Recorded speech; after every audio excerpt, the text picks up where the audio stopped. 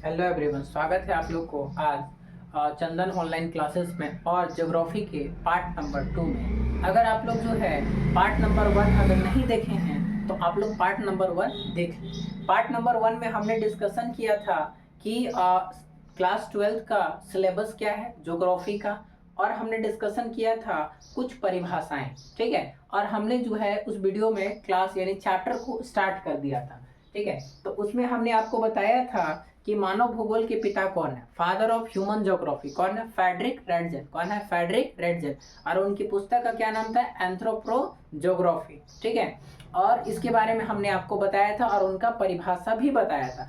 आज हम लोग इसमें बात करेंगे आगे, तो ध्यान दीजिए। मानव भूगोल की प्रकृति एवं क्षेत्र, और ये आपका लेक्चर नंबर 2 है। लेक्चर नंबर क्या है? 2 है, समझे कि नहीं? चलिए स्टार्ट करते हैं। कुंवारी एलन सैंपल, इनके बाद जो और अगले जो भूगोल वेता है जिनका नाम था कुंवारी एलन सैंपल, जो कि फ्रेडरिक रेडजेल की शिष्या थी। क्या थी? स्टूडेंट थी। फ्रेडरिक रेडजेल की क्या थी? स्टूडेंट थी, ठीक है ना। फ्रेडरिक रेडजेल की वो स्टूडेंट थी और वो क्या की कि अपने गुरु यानी कि अपने गुरु फ्रेडरिक रेडजेल का सपोर्ट करते हुए उन्होंने जो है बोला कि क्या परिभाषा दिया? मानव भूगोल क्रियाशील मानव और अस्थायी पृथ्वी।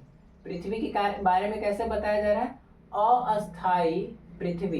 परिभाषा पर ध्यान दीजिए आप लोग, क्योंकि ये एग्जाम के पॉइंट ऑफ व्यू से बहुत ज्यादा इंपॉर्टेंट है, एग्जाम में आएगा ही आएगा। मानव भूगोल क्रियाशील मानव तथा अस्थायी पृथ्वी पृथ्वी के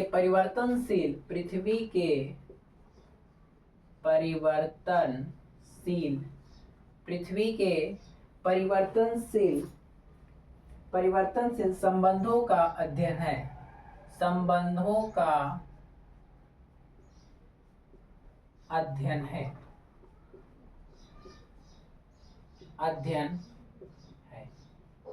ठीक है। समझने का प्रयास करिए क्या है, देखिए ध्यान से।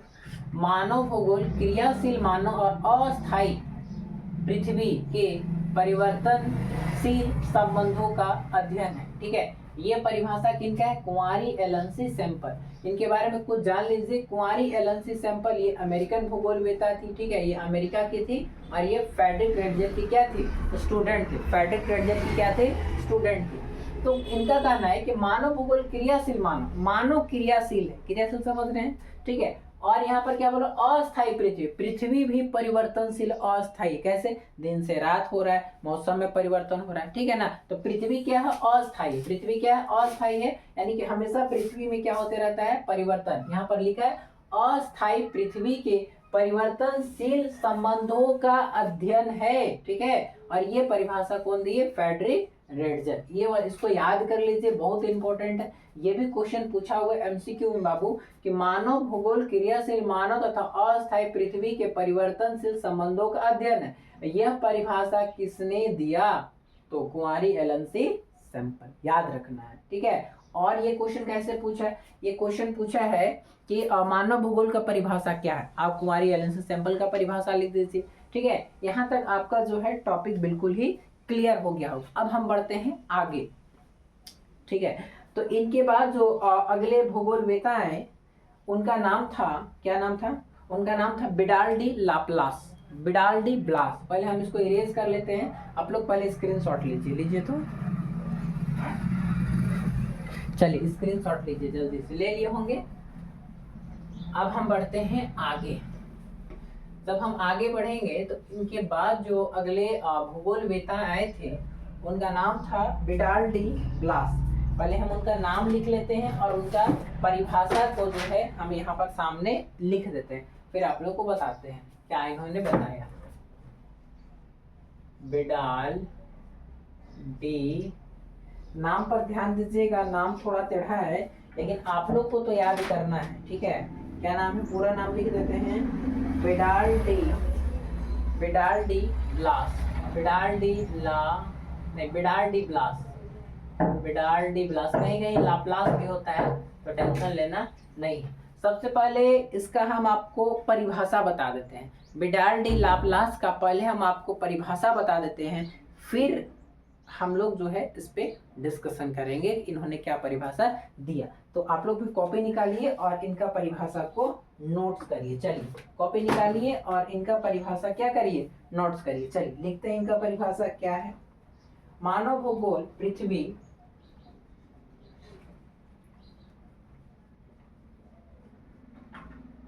मानव भूगोल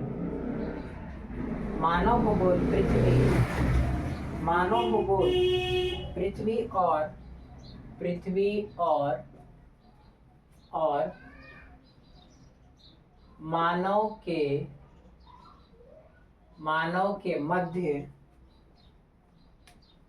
मानव के मध्य के अंतर संबंधों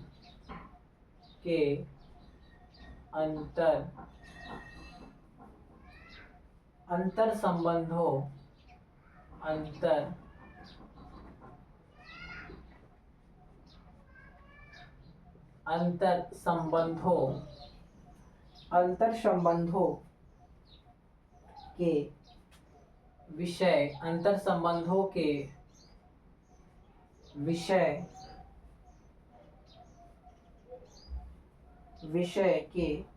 विषय में एक नई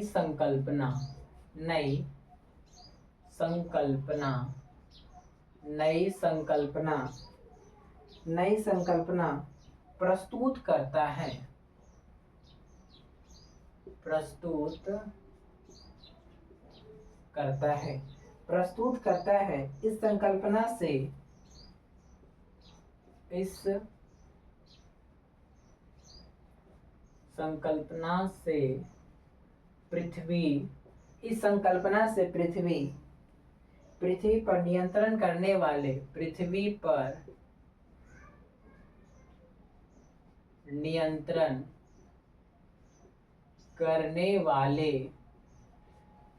इस संकल्पना से पृथ्वी पर नियंत्रण करने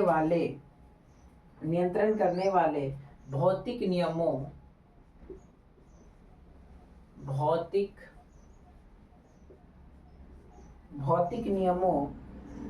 के विषय में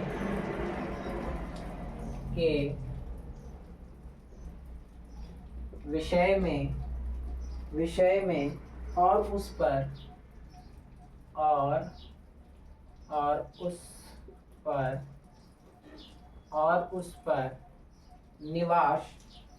पर निवास करने वाले जीवधारियों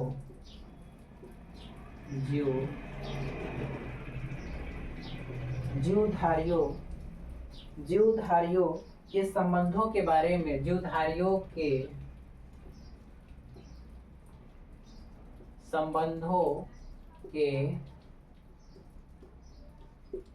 संबंधों के बारे में संबंधों के बारे में अधिक विश्लेषणात्मक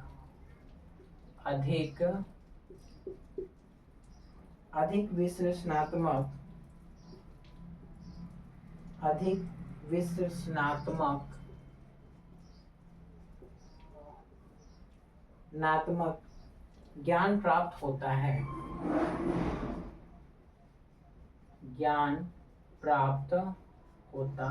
है। ठीक है, देखिए बाबू, अब हम लोग जो है इसका परिभाषा कंप्लीट लिख दिए। ठीक है, इनका परिभाषा लिख दिए। अब हम समझने का प्रयास करेंगे कि जो बिडाल डी ब्लास हैं इन्होंने मानव भूगोल का क्या परिभाषा दी है। ठीक है, हम समझने का प्रयास करते। देखिए, मानव भूगोल पृथ्वी और मानव के मध्य कैसा बता रहा है, ध्यान दीजिए। पृथ्वी और मानव यानी कि पृथ्वी और मानव के अंतर संबंधों के विषय में संकल्पना प्रस्तुत करती। आप अगर ध्यान से मेरे लेक्चर को सुन रहे हैं तो आप देखिए ध्यान से कि जो सबसे पहले फ्रेडरिक रेडजेल, उनका भी परिभाषा का सार यही था।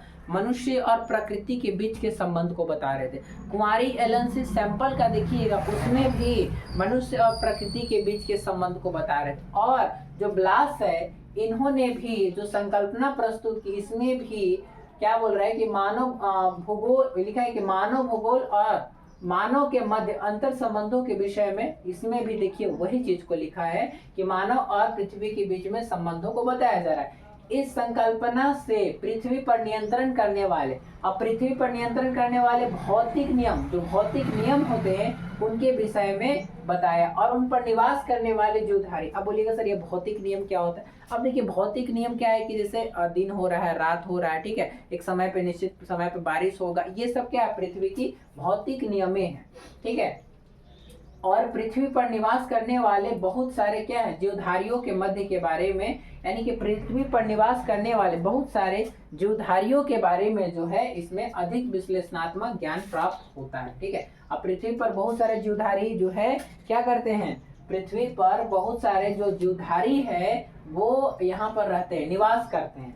अब देखिए बहुत सारे, अब देखिएगा कि थोड़ा आप अगर बायो पढ़े होंगे तो आपको जानकारी होगा कि कार्लस लिनियस, उन्होंने बताया कि 1.4 से 1.7, ये एग्जैक्ट नहीं याद है बट डाटा है, इतना स्पीसीज का डिस्कवरी हो चुका है और बहुत सारा स्पीसीज है जिसका डिस्कवरी अभी भी चल रहा है। समझ पा रहे हैं हम क्या बोल रहे हैं? तो ये है विडाल डी ब्लास का परिभाषा मानव भूगोल के बारे में, इन्होंने यह परिभाषा दिया।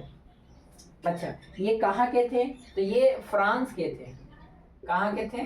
फ्रांस, ठीक है। ये कहाँ के थे? ध्यान दीजिए इनका नाम, फ्रांस के महान भूगोलवेता थे ना, ये क्या थे? फ्रांस के महान भूगोलवेता, भूगोलवेता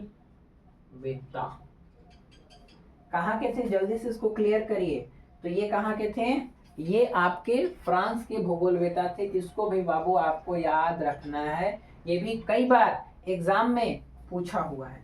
अब हम लोग बढ़ेंगे आगे। इसके बाद हम लोग का जो आगे का टॉपिक है वो टॉपिक है मानव का प्रकृतिकरण और प्रकृति का मानवीयकरण। बहुत इंटरेस्टिंग है, मजा आएगा। आप लोग पहले इसका स्क्रीनशॉट लीजिए, फिर हम लोग आगे बात करते हैं। जल्दी से लीजिए तो स्क्रीनशॉट।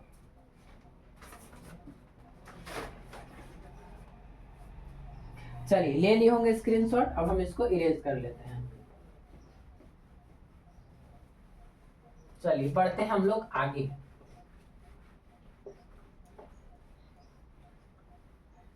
चलिए अगर हम लोग आगे बढ़ें तो हम लोग का अगला जो टॉपिक है मानव का प्रकृतिकरण एवं प्रकृति का मानवीयकरण।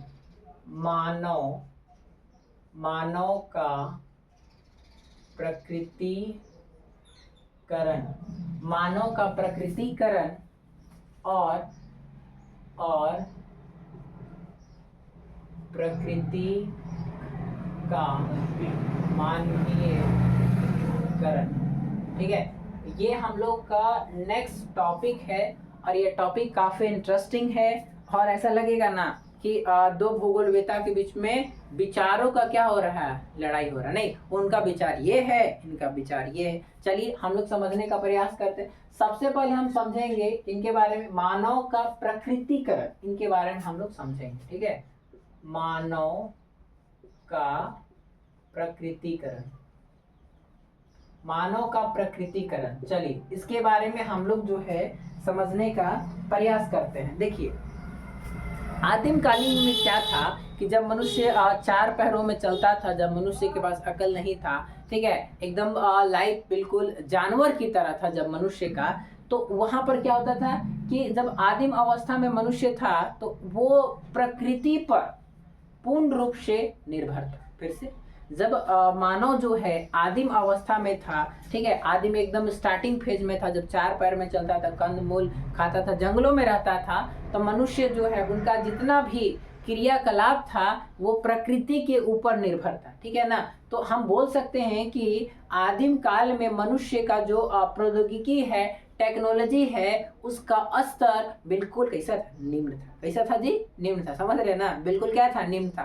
समझे? जानवरों को मारकर खाना, आखेट करना। आखेट का मतलब क्या होता है? जानवरों को मारकर खाना। बिल्कुल एकदम जो लेवल था ना वो बिल्कुल क्या था? निम्न था। कंदमूल खाना, ऐसा जीवन, यानी प्रौद्योगिकी का जो लेवल था बिल्कुल क्या था? निम्न था। समझ रहे हैं? आदिम अवस्था में, आदिम काल में जो आदि मानव था उसका जो प्रौद्योगिकी का लेवल था वो बिल्कुल क्या था? निम्न था, ठीक है। और वो कंप्लीट पूर्ण रूप से प्रकृति पर निर्भर था। बोल सकते हैं कि वो प्रकृति का दास था। हर एक क्रियाकलाप के लिए, हर एक अपनी जरूरत के लिए वो पूर्ण रूप से प्रकृति पर निर्भर था। किसके ऊपर निर्भर था? प्रकृति पर निर्भर था। और उनका जो विकास है वो बिल्कुल निम्न था। टेक्नोलॉजी का विकास बिल्कुल क्या था? निम्न था। तो हम समझ सकते हैं कि मानव का प्रकृतिकरण, इस विचारधारा के अनुसार हम बोल सकते हैं कि मनुष्य जो है वो कंप्लीट प्रकृति का क्या था? दास था। मनुष्य क्या था? जो है कंप्लीट प्रकृति का दास था। अब ये टॉपिक हो गया बाबू आपको क्लियर। अब आप लोग बताइए, इसको लिखवा दे? क्या करें? लिखवा दे तो बताइए। अगर आपका इसका पीडीएफ और प्लस नोट्स चाहिए तो आप लोग जो है क्या करिए? कमेंट करिए। आप लोग जो है कमेंट करिए। और ये मेरा नंबर, ठीक है। इस वीडियो का अगर आपको कंप्लीट पीडीएफ और नोट्स चाहिए तो हमसे कांटेक्ट करिए। मेरा नाम हुआ चंदन, ठीक है। देखिए 8709732560। अगर इसका कंप्लीट पीडीएफ नोट्स चाहिए, हम एक्सप्लेन कर दिए बहुत अच्छे तरीके से, ठीक है। तो आप जो है कॉल करिए, हम आपको ये नोट्स प्रोवाइड कर देंगे, ठीक है। चलिए हम लोग बढ़ते हैं आगे। मानव का प्रकृतिकरण हो गया होगा क्लियर, हम बढ़ते हैं आगे। चलिए देख लीजिए।